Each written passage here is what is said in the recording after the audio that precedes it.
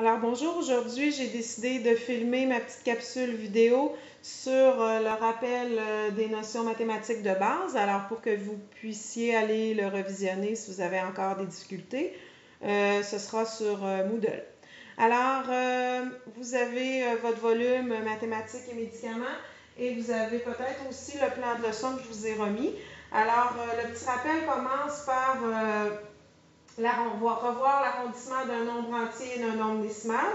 Alors, les pages avant la page 8, c'est à lire pour vous rafraîchir la mémoire si vous en avez besoin. Et arrondir les nombres, je vais commencer l'activité 1.2 à la page 8. Alors, on a à arrondir, on dit au dixième. Alors, le petit rappel, dans les pages précédentes, on vous disait que les dixièmes, c'était ici. Alors, dixième, centième, unité, dizaine. Alors, je regarde ce qu'il y a après. Si c'est plus grand que 5, je vais ajouter une unité à mes dixièmes. Alors, 23,5. Ça, c'était le numéro A. Numéro B, 3,93. Encore arrondir au dixième qu'on nous demande. Alors, ici, j'ai un chiffre plus bas que 5. Alors, je vais garder mon 9 comme dixième. Le numéro 2, arrondir à la centaine maintenant. Un petit rappel. Alors, unité, dizaine, centaine. Je regarde toujours le chiffre avant. Et là, je décide que j'ajoute une unité parce que je suis plus haute que 5. Et 43 874, le numéro B. Toujours unité, dizaine, centaine. 43 900, c'est ma réponse parce que j'ai un 7. Alors, si c'est encore compliqué, allez faire les autres numéros. Alors ensuite, on additionne, on soustrait des nombres décimaux. J'ai envie de faire l'exemple 1.2, le numéro 3 avec vous à la page 9. Alors, juste un petit rappel, là, des fois c'est loin, on est habitué de prendre la calculatrice. Alors, 0,750, ça, il est déjà fait dans votre volume, là, mais je le fais avec vous. Alors, 0,5, ça se peut pas, je t'en ai emprunté ici. 10 moins 5, 5. 4 moins 8, ça se peut pas, je t'en ai emprunté ici. 14 moins 8, 6. 6 moins 2, 4. Alors, 0,465 comme réponse.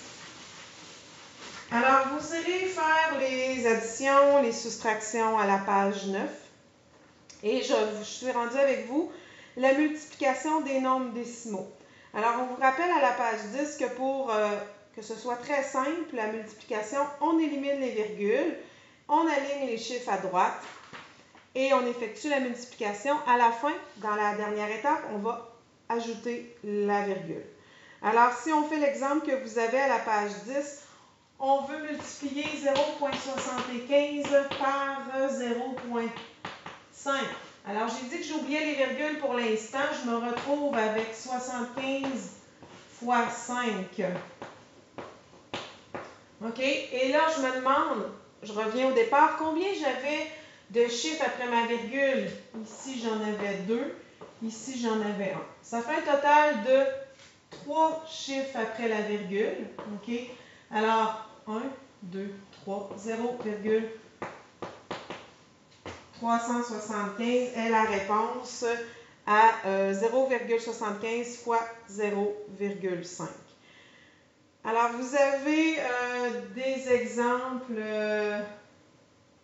encore pour arriver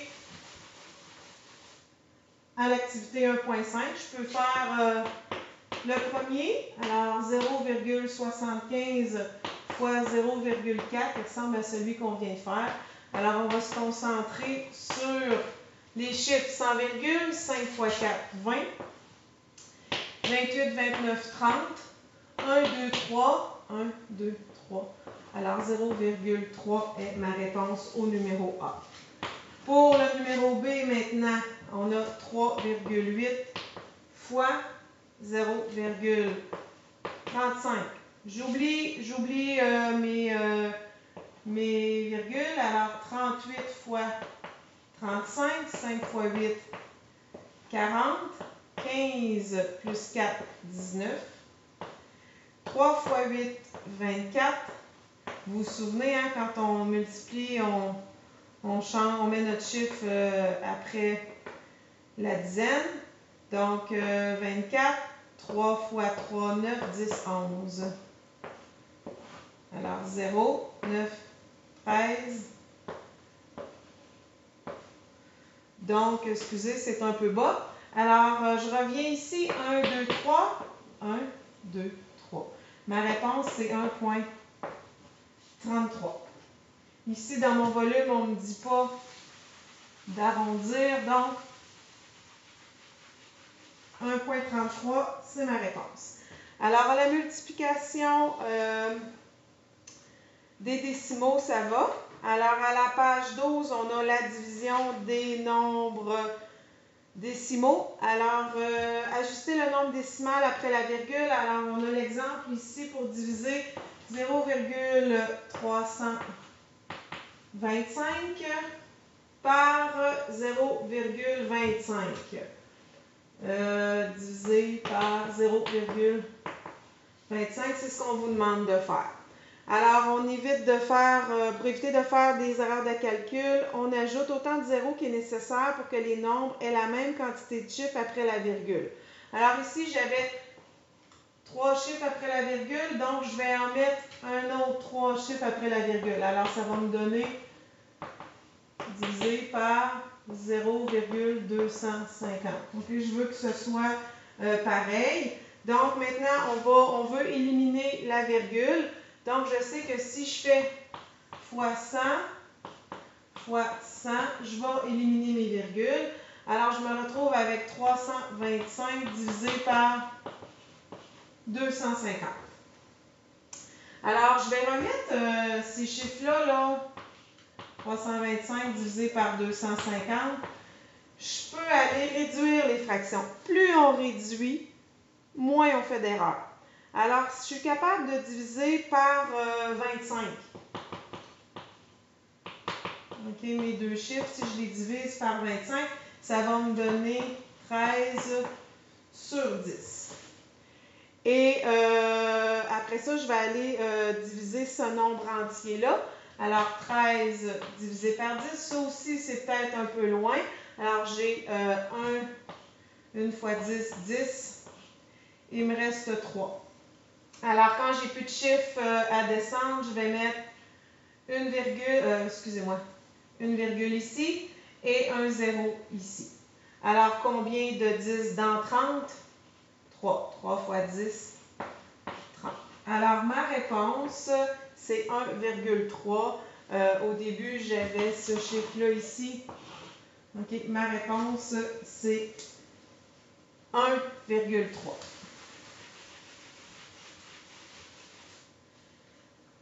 Alors, vous avez l'exemple 1.4 à la page 13. Peut-être que je peux vous expliquer parce que elle est peut-être un petit peu plus complexe, là.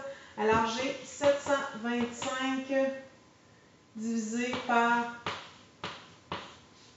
24. Alors, combien de 24? On va commencer dans 72. Alors, j'en ai 3. Alors, 3 fois 24, alors je le fais à côté, là, 3 fois 24, ça va me donner 72. Il me reste 0. Mais là, j'ai un 5 à envoyer ici. Alors, je me demande combien de 24 rentre dans 5. Il y en a évidemment 0. 0 fois 24, 0. Alors, je me retrouve ici avec un 5. Là, j'ai plus de chiffres à abaisser. Et mon reste, là, c'est pas 0.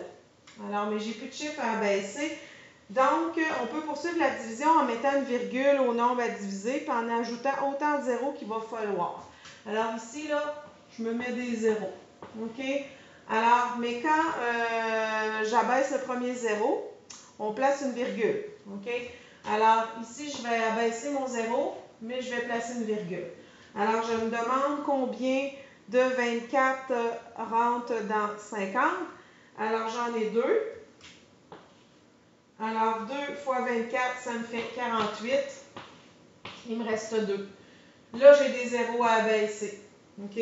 Alors, combien de 24? 0. 0 fois 24, 0. Il me reste, j'ai encore des zéros. OK? Et puis là, je sais que 8 fois 24 va me donner 192 et là, il me reste un 8. Donc, je pourrais continuer comme ça.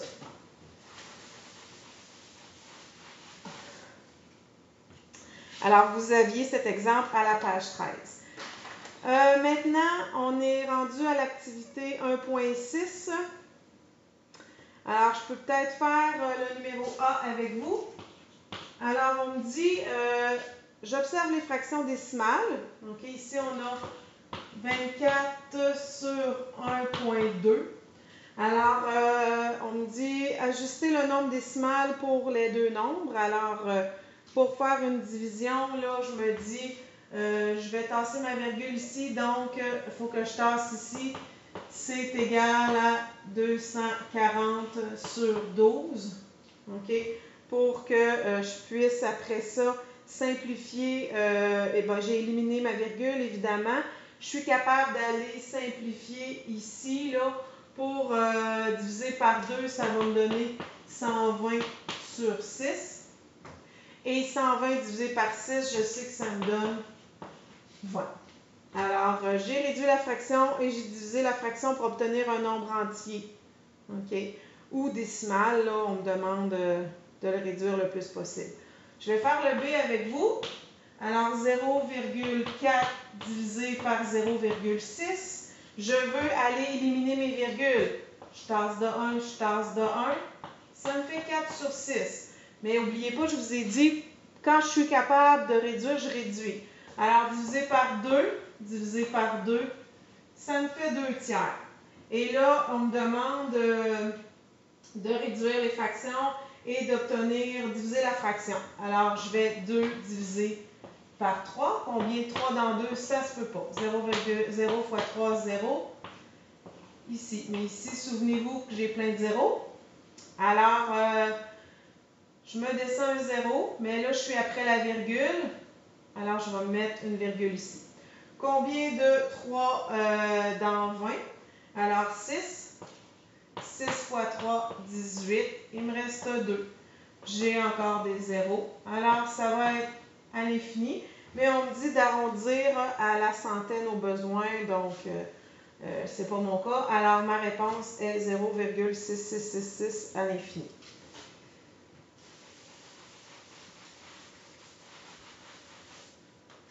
Alors, on poursuit avec les fractions. Alors, les fractions avec, quand on additionne, alors je suis à la page 16. Pour additionner des fractions, souvenez-vous qu'il faut avoir un dénominateur commun. OK? Alors, l'exemple 1.7, j'ai 5 neuvièmes avec 3 sur 7. Okay? Il y en a que c'est facile. Si je vous demande quelle fraction est la plus grande, il y en a que c'est facile, mais vous allez voir, il y a plusieurs exemples où est-ce qu'on est obligé de trouver des dénominateurs communs. Alors, le dénominateur commun qu'on a trouvé, c'est 63. Alors, 9 fois 7, ça donne 63. OK? Et je vais aller faire fois 7 ici. Et ici, fois 9, fois 9. OK? Alors, je me retrouve avec ces fractions-là. Et je suis capable de me dire que laquelle est plus grande, 5 neuvièmes ou 3 septièmes? Alors, je vois bien que ici, là, je suis capable, parce que j'ai un même dénominateur commun, je suis capable de me dire ça, c'est plus grand. Donc, 5 neuvièmes est plus grand que 3 septièmes. Alors, n'oubliez pas, pour comparer des fractions, on n'a pas le choix de trouver un dénominateur commun.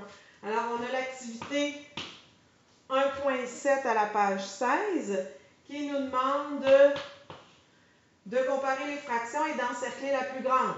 Donc, un quart, une demi et un tiers. Donc, le dénominateur commun, ça va être 12. Alors, fois 6.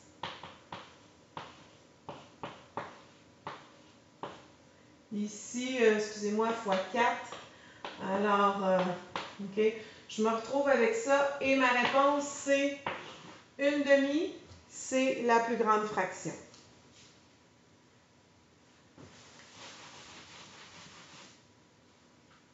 Alors, peut-être B. 3/4, 1/2, 2/3. Alors, quelle est la plus grande fraction? Le dénominateur commun, ça va être 12. Alors, parce que j'en vois pas d'autres avant. Donc, 4 fois 3, 12. 3 fois 3, 9. 2 fois 6, 6 fois 1. Et ici, 12, 3 fois 4. Donc, fois 4, ça fait... Alors, je suis capable de trouver que la plus grande fraction, c'est 3/4. Alors, vous avez à la page 16 la multiplication des fractions. Alors, on dit pour multiplier les fractions, il faut procéder par étapes. Premièrement, les réduire. Alors, on a un bel exemple facile là, dans le haut de la page 17. Alors, on a 1/6 fois,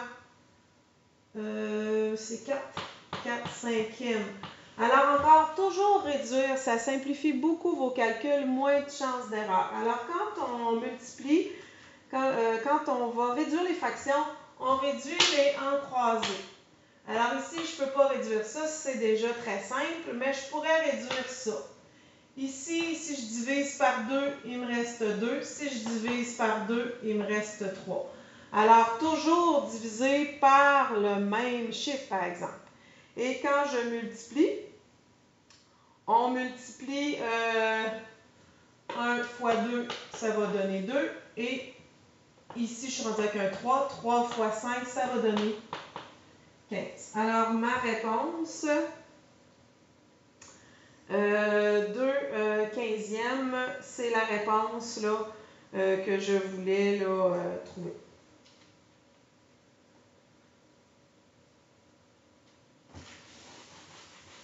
Alors, vous avez par la suite l'exemple 1.8. Et là, on est avec des gros chiffres. Alors, 4240 divisé par 320. Alors,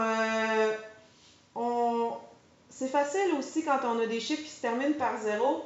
On dit, OK, je simplifie ça, je suis rendue à 424 divisé par 32. Alors, j'ai déjà réduit beaucoup. Et puis là, je me dis, on obtient 424 sur 32. Je peux diviser par 8. Alors, c'est sûr que ça demande un calcul là, à côté, mais je me retrouve avec 53 sur 4. Okay? Si j'ai divisé par 8, si j'ai divisé par 8, je me retrouve avec 53 sur 4. Okay? C'est la plus petite fraction. Là. Je ne peux pas réduire plus que ça. Alors, multiplier les fractions, vous voyez à la page 18 qu'on multiplie les numérateurs et on multiplie les dénominateurs et on réduit les fractions. Donc, tantôt, j'avais ma réponse, 2/15e, vous la voyez, là, tantôt, il me restait ça. Mais si on vous demande aussi de réduire la fraction en nombre décimal, bien là, je n'aurai pas le choix de faire une division. Alors, est-ce que combien de 15 rentre dans 2? Ça ne se peut pas. 0 fois 15, 0. Il me reste 2. Donc, ici, là, j'ai plein de zéros. Alors, aussitôt que je mets une virgule avec des zéros, j'en mets une aussi ici, et j'abaisse. Alors, 1 fois 15, 15, il reste 5. OK? On continue comme ça. Alors, pour faire 2 divisé par 15, là, donc on pourrait faire 3 fois 15, je crois. Donc, fait 45. Il reste 5 et ça va nous faire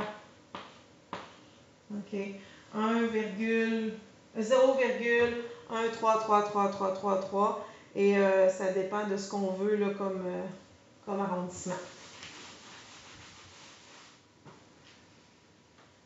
OK, on va aller faire le numéro A et B. Alors, à la page 19, l'activité 1.8. Alors, j'ai 3 septième fois 1 quart. Alors, je me demande, est-ce que je peux réduire 3, 4, non, 1, 7, non. Donc, je vais 3 fois 1, 3, 7 fois 4, 28. Je ne peux pas réduire ça. Je peux l'avoir par contre en nombre décimal, donc on me demande de l'avoir. Alors, encore une division. Combien? Il n'y en a pas. 0, 0. Il me reste 3. J'ai plein de zéros. Je me mets une virgule. J'en descends 1. OK. Combien de 28 dans 30? 1. 1 fois 28. 28. Il reste 2. Je me descends un autre 0. Et je continue comme ça. Combien de 28 dans 0? 0. 0. Il me reste 20. J'ai un autre 0. Bref, on me dit arrondir au dixième. Donc, ma réponse, alors au dixième, c'est 0,1.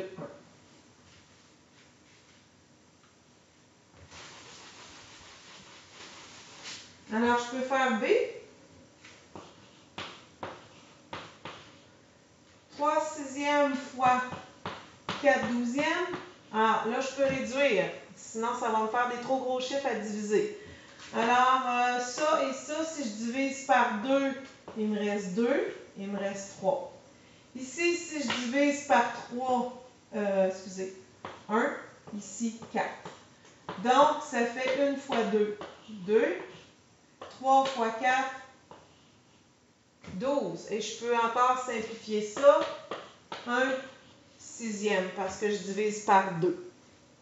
Alors, 1 divisé par 6, 0 fois 6, 0. 1, j'ai encore des zéros, je m'en baisse 1, je me mets une virgule. Combien de 6 dans 10? 1. 1 fois 6, 6. Il me reste 4, j'ai d'autres zéros. Alors, combien de 6 dans 40? J'en ai 6. 6 fois 6, 36. Il me reste 4. J'ai d'autres zéros. Alors, ça va être à l'infini. Ici, on m'a dit d'arrondir au dixième. Alors, j'ai les dixièmes ici. Je regarde ce que j'ai à côté. J'ai un 6. Alors, ça va me faire 0,2 si j'arrondis au dixième.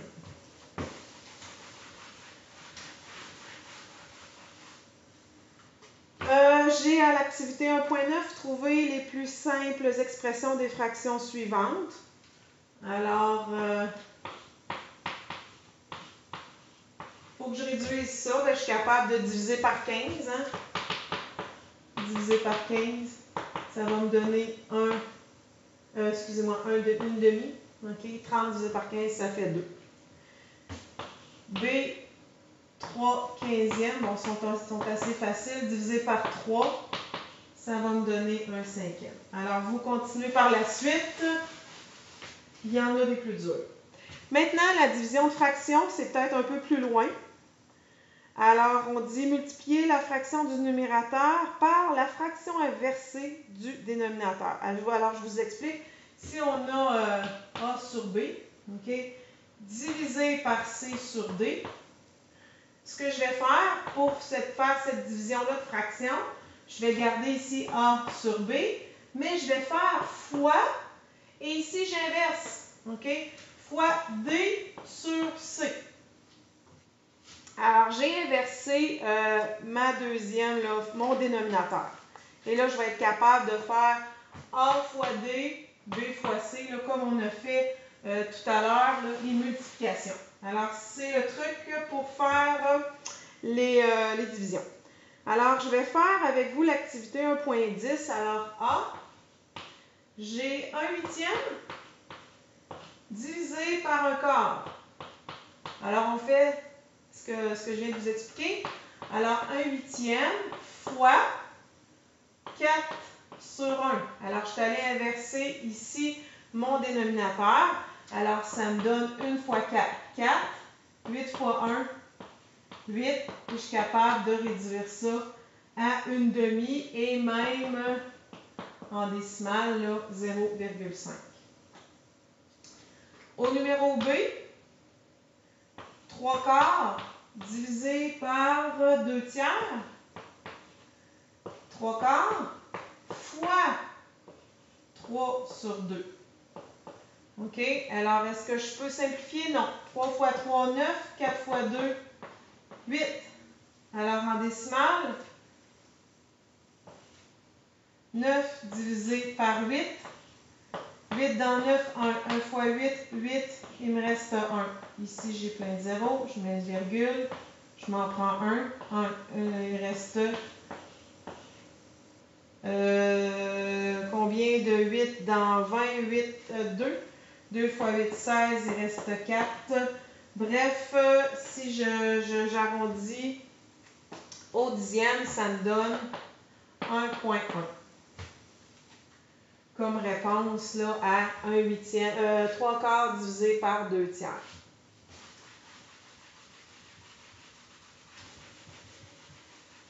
Alors, il y a beaucoup d'exemples par la suite aussi. Maintenant, la transformation d'un nombre décimal en une fraction. Alors, on dit si j'ai 0,25, OK, je veux le mettre en fraction. Alors, on élimine la virgule en multipliant. Alors, ça, je le sais que c'est ça, hein, sur 1. Alors, je me dis, si je fais fois 100, ici, fois 100, ici, je me retrouve avec 25 sur 100. OK? Et on peut simplifier. Alors, divisé par 25, ça va faire 1 quart. OK? Alors, je suis capable de partir d'une décimale et d'en arriver à une fraction. Alors, j'ai l'activité 1.11 à la page 21. Alors, 0,75. Alors, c'est aussi ça. Je fais fois 100. Alors, ça me fait 75 sur 100. Et c'est ma réponse. 75 sur 100, c'est ma fraction. 0,2. Ça, c'est l'activité 1.11. Excusez-moi. Je pourrais, là, je ne l'ai pas simplifié, mais ça pourrait être aussi 3 quarts. OK? Alors, à B, 0,2, c'est aussi ça. Alors, je vais faire ici fois 10. Alors, pour éliminer ma virgule, fois 10. Alors, je suis à 2 sur 10 ou 1 cinquième. Alors, il faut que j'élimine ma virgule. Alors, fois 10, fois 100, fois 1000, j'élimine ma virgule pour en arriver à une fraction. Maintenant, la transformation d'une fraction, mais maintenant en pourcentage. Alors, à la page 21, alors pour transformer une fraction en pourcentage, il faut diviser le numérateur par le dénominateur. Alors, j'ai ici une fraction et je la veux en pourcentage. Alors, je vais commencer par faire 2 divisé par 5. OK. Il reste 2. Et je sais que ma réponse, c'est 0,4. Alors maintenant, je vais multiplier mon quotient par 100 et ajouter le symbole pourcentage. Alors 0,4 fois 100, ça va me donner 40%. Alors voilà comment on transforme des fractions en pourcentage. On va faire les activités que vous avez à la page 22, 1.12. Alors, je veux transformer ça en pourcentage. Alors, si on suit ce qu'on vient de dire, il faut que transformer le nombre décimal en fraction. Alors, c'est comme si j'avais 0,5 sur 1. Je vais faire fois 10 ici pour éliminer ma virgule. Alors, j'ai 5 dixièmes, mais je la veux en pourcentage. Alors, je vais mettre 5 dixièmes. Là, je pourrais faire fois 100. OK? Alors, j'ai, excusez-moi, fois 10. J'arriverai à 100 et ici 50. Alors, j'ai 50%. Les fractions, ça va. Fraction en pourcentage. J'aurais pu faire aussi là, la division, mais là, je l'ai mis comme ça. Vous pourriez le faire comme ça. Ici, c'était assez facile. Vous avez AB. Alors, 2 sur 3. On a dit tantôt qu'on faisait notre division.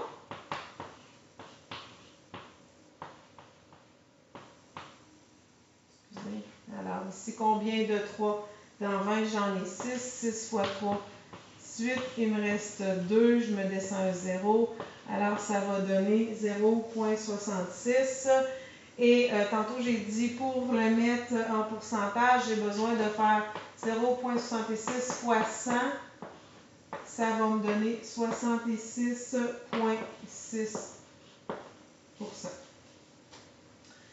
Alors, continuez à faire les exercices pour transformer soit des décimales ou des fractions en pourcentage. Maintenant, la transformation d'un pourcentage en fraction. Alors, on est encore à la page 22. Alors, on a comme exemple 5%.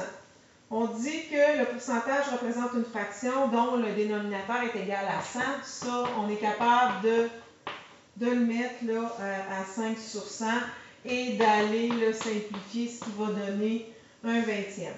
Donc, la transformation ici d'un pourcentage en fraction. Dans le cas d'un pourcentage qui a une décimale, alors si on a 0,04% par exemple, alors 0,04, c'est la même chose. OK? Et là, je veux aller éliminer ma virgule. Alors ici, il faut que je fasse fois 100 pour éliminer ma virgule. Il faut que je tasse de 2. Alors ici, si je fais fois 100, je rajoute 2 zéros. OK? Ça me fait 4 sur 10 000. OK? Alors, on vient de passer d'un pourcentage à une fraction. On va faire des exemples. Cette partie-là est peut-être un peu plus loin, là. OK? Alors, c'est peut-être à retravailler. Alors, si on a, à l'activité 1.13, on a 23%. OK?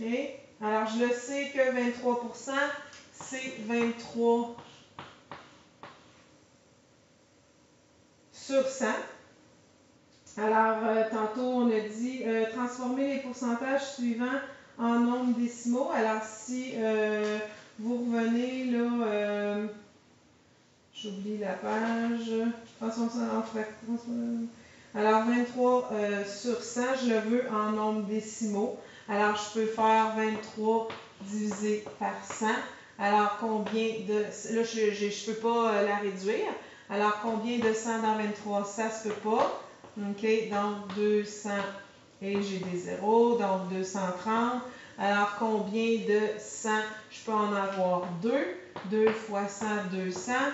Il me reste 30, plus un zéro que j'abaisse. Alors, 3. OK, donc vous pouvez le faire comme ça.